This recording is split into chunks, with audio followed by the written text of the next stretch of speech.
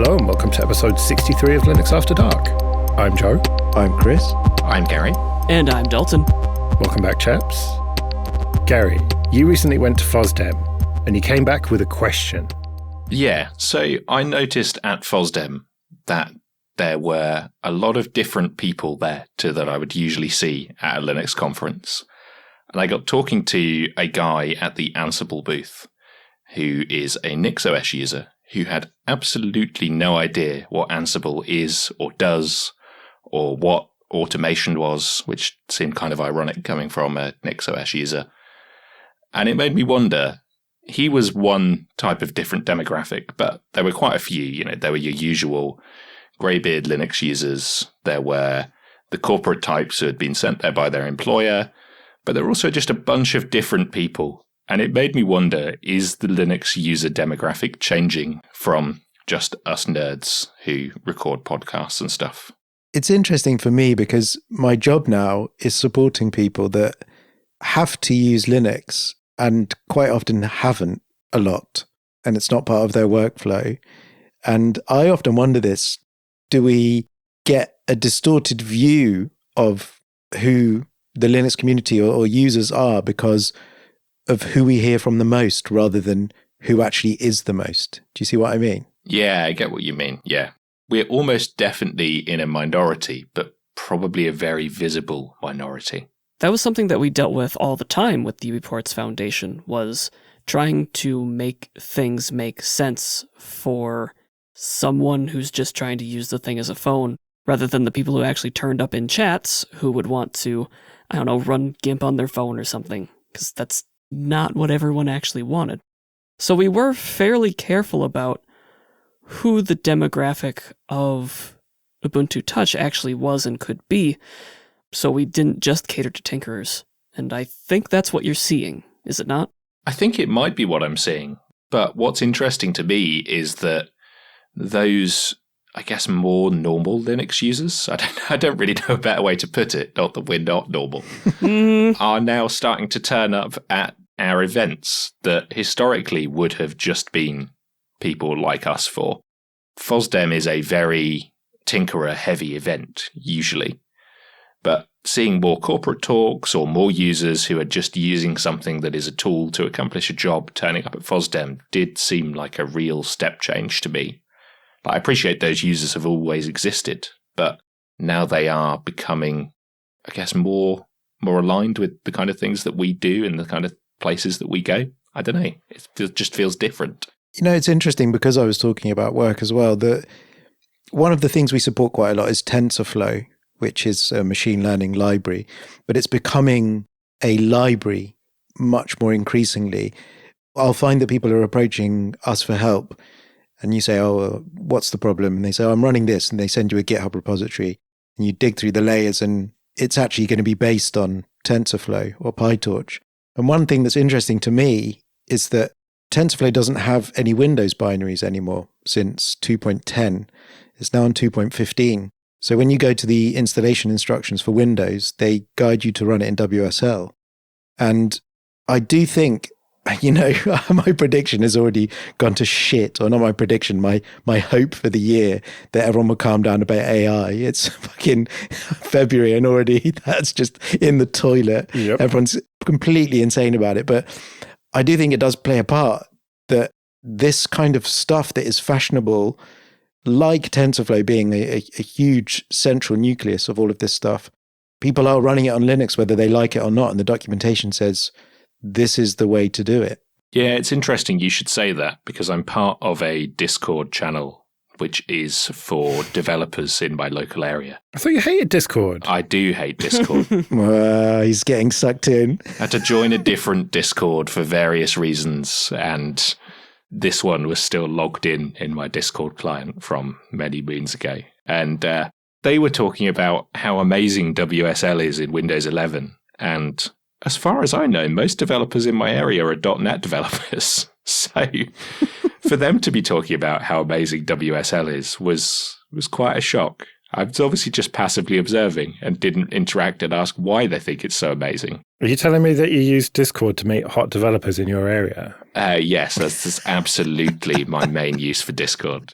it was just super interesting that even .NET developers who historically would have been very bought into Visual Studio, IIS, SQL Server have come to appreciate Linux in some form or another.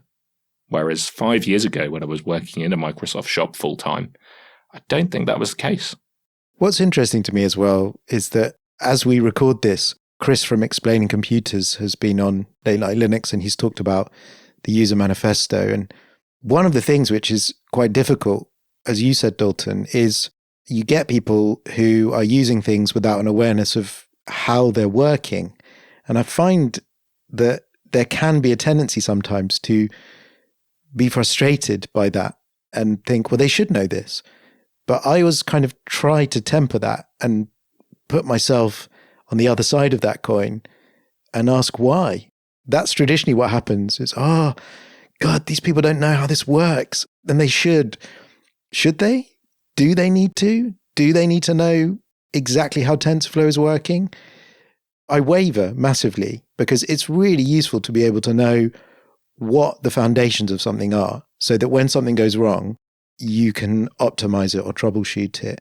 But there's a certain point where you have to realize that you have to be kind as well.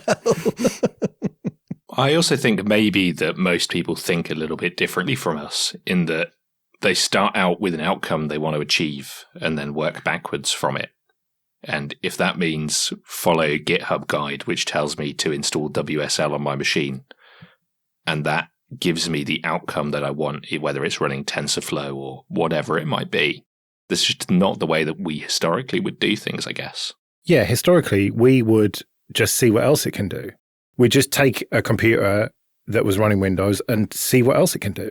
Yeah, exactly. We wouldn't say, I've got a Windows computer. I want to accomplish thing TensorFlow can do. How do I get TensorFlow right? It's just a slightly different mindset. I think it's subtle, but I feel like it's there. Yeah, many of the users wouldn't be aware. The thing is, I want to analyze these photos or these videos and recognize patterns in them. The TensorFlow detail is an implementation detail in the documentation that you quickly forget about. And I do think that there are a lot of things converging. It's difficult to support when you know the stack from top to bottom. But on the flip side, it makes it easier. People like using Jupyter notebooks or WSL or VS Code is hugely popular. And all of these things present a graphical user interface that's largely mouse-driven and iterative and in small steps. And they are frustrating to support sometimes as someone who knows that you could write a Python script, for example, for Jupyter, and they get misapplied. There's a very good talk, which me and my colleagues talk about, called I Hate Jupyter Notebooks, which was delivered at a Jupyter Notebooks conference run by Jupyter, which is quite ballsy to present. But this is where it becomes tricky because things that make things user-friendly are really useful tools, but they can sometimes end up being misused for something that isn't the original intention. And that's when it's difficult. And before you know it, you're running an R shell inside a Jupyter notebook that's running inside a Conda environment, that's running inside a container, that's running inside bare metal, which is all fine when you click run cell and everything goes right. But when you get cannot import library or a segful, and then you come to someone like me and ask for help, you're like, oh my God, I have to now peel back the layers of this Russian doll to work out what's going on. And it does make you frustrated. But that's the thing, isn't it? They're tool sets as much as they're just the thing. And yeah, that's why I thought what Chris said is really important. I think it's really useful, and I'm talking from a community perspective as well, to stand back and remember what it's like to not know things. Okay, this episode is sponsored by Kolide.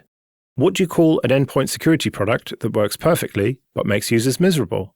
A failure. The old approach to endpoint security is to lock down employee devices and roll out changes through forced restarts. But it just doesn't work. IT is miserable because they've got a mountain of support tickets, employees start using personal devices to get their work done, and executives opt out the first time it makes them late for a meeting. You can't have a successful security implementation unless you work with end users. That's where Kolide comes in. Their user-first device trust solution notifies users as soon as it detects an issue on their device and teaches them how to solve it without needing help from IT. That way, untrusted devices are blocked from authenticating, but users don't stay blocked. Kolide is designed for companies with Okta, and it works on macOS, Windows, Linux, and mobile devices. So if you have Okta and you're looking for a device trust solution that respects your team, support the show and go to kolide.com/LinuxAfterdark to watch a demo and see how it works. That's KOLIDE.com/LinuxAfterdark. Quick bit of admin then. First of all, thank you everyone who supports us with PayPal and Patreon. We really do appreciate that. If you want to join those people, you can go to linuxafterdark.net/support. And for either $5 or $10 a month on Patreon, you can get an advert-free RSS feed of either just this show or all the shows in the Late Night Linux family. And if you want to get in contact with us, you can email show@linuxafterdark.net. The very first Ubuntu release was in October 2004, which is very nearly 20 years ago. And it makes me think that desktop Linux, at least, is now so mature. And like we talked about on that Late Night Linux episode, if you want to never touch a terminal, you can. And so you've got this abstraction layer almost that is the desktop between the user and Linux and the plumbing that makes it all work. And that surely has contributed to a changing demographic that's actually using it. You can sit down normal people in front of a Linux system and they'll just get on with it. And I think someone who can be bothered can work their way through installing Linux without having a deep understanding. Like, you don't have to partition your disks anymore, for example. It'll just say, do you want to install it alongside Windows? Okay, fine. And it'll just automatically resize everything for you and just set it all up and it'll work. Whereas once upon a time, you had to actually consider your partition sizes. And I still do it manually now, albeit using the GUI tool. But things like that surely must change the general overall demographics of Linux users. And the same goes for headless stuff as well. Like, there are more abstraction layers there, which makes it easier for people who don't care how it works to use it. I think you're right. Like, I remember if you go back far enough, some people would put webmin on a headless box and for all of its kind of faults. And there's a lot more of that kind of stuff now. You can spin up an image and then it just says, as long as you give it some kind of internet connection, go to your web browser, and again, you get that abstraction layer with the graphical user interface. It's friendly, it's familiar. So yeah, definitely. I think what made this particular guy so interesting was the fact that he was using NixOS. So he's clearly a very technical user who was solving a very specific set of problems that he had, but was still divorced from, I guess, run-of-the-mill Linux tooling like Ansible or like KVM was another thing that he'd not heard of. So it was interesting to me that clearly technical, but didn't necessarily understand the plumbing underneath NixOS and some of the problems he was trying to solve. Nix is quite an interesting one, isn't it? And I know it's in the ether because it's not just an operating system, is it? It's a packaging methodology and an outlook of distributing software as well. It's clicked a little bit for me. Finally. And in fact, it linked to what we've been talking about. I've been trying to stand up one of these things based on TensorFlow in a container. The problem is the container definition. This is just what WinPress said. You bring up the container definition. I'm porting from Docker to Aptainer because we're in HPC. And you run it and it pulls the packages by name and they don't have pinned versions. So you get the versions from PyPy when it does a pip install and you get the current version. And the problem is that there's a bug in Qt5 libraries. So the GUI for the application doesn't run. And last week I was playing around with building containers using Nix. So you have a builder stage, and this is all stuff that Martin said many times and I couldn't understand. And it's finally fallen into place because this would be perfect. It's a declarative, completely reproducible container. You have a builder phase. It spits out what you need at the end of it. And then you put that in a small container. You can run it as a scratch container, so it doesn't even have an underlying operating system, or you can base it on Alpine. But that makes sense. Now, if you have used the Nix package manager on macOS, you're not necessarily going to care about Ansible and anything like that, but it's going to attract you because of those kinds of things. There's also the maker community where you sometimes need Linux to have your board programmer or your compiler work correctly, and it just doesn't work in Windows. So if you want to make the board go, you need to install Linux and give that a try. And I think that's also attracting a lot of new people who don't know in depth what Linux is or what it does, but they know that they want to get their widget working, and the best way to get their widget working is to go over there. Yeah, I think it's true, and probably the demographic has changed quite significantly then, or certainly the number of people who are engaging with FOSS and Linux events has changed for sure. I guess we answered our own question. Let's do some feedback then. Mike writes, for your everything open source timeline, I'm surprised no one mentioned the reduction in planned obsolescence. People would get way more use out of old hardware and old phones if other people could maintain the software after their original vendor stopped. I swear we mentioned this, didn't we? Don't think to this level of detail. I do think, as I've opined many a time, I got rid of my OnePlus 6T, even though I really like the hardware, because I got stuck in that juncture exactly. I couldn't carry on using FOSS firmware and use it as the appliance which I expect it to be. And I'm still annoyed by that because I'm not massively happy with the Pixel.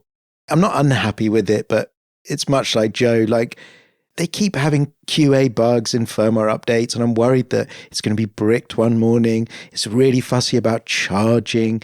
The AI photography doesn't impress me much. It's very Shania Twain. Like, it does do all of the things that I want a phone to do that was taken away by Lineage, but I'm just a grumpy old git about it now because I just tolerate the black slab. I think as a format, phones are finished, but I do wish like I could have more control over the software. And again, I'm going to mention Luca's talk from Riga, which goes into the stack of Android specifically and running long-term support for an SoC and all of the firmware and stuff. It's really interesting, and it explodes why that happens, but it doesn't make you feel any better by the end. It's funny you mentioned the AI photography because I was thinking about something the other day, right? I saw some photos of a friend when they were a little kid, and it had that real sort of 90s analog camera look about it. And it made me think that when the kids of today, your kids, are 20, 30, 40 years old, looking back at photos from their childhood, there's going to be a very much 2020s look to them, which is that weird AI-ness. Yeah, look how shit AI was 20 years ago. Yeah. It's probably what they're going to think. But there's going to be a very specific look to photos from this time. Much like the early digital photography has a very certain look to it. You know, there's sort of, 1 and 2 megapixel shit digital cameras, point and shoots. Like, there's a real look to them. And the AI weirdness is going to be the look of today's photos, I reckon. Well, that's even if we have photos from 20 years ago to look back on, because I don't know about you, but I can't remember the last time I printed any photos off. I don't know what you're talking about, Gary. We're all going to be wearing Apple Vision Pro 25s and just living in the fucking nether space. Oh, that sounds absolutely perfect. I can't wait to drop my virtual grocery list in Walmart. Sitting in our self-driving Teslas. Tapping the air like a fucking bellend, honestly. I'm saying it here.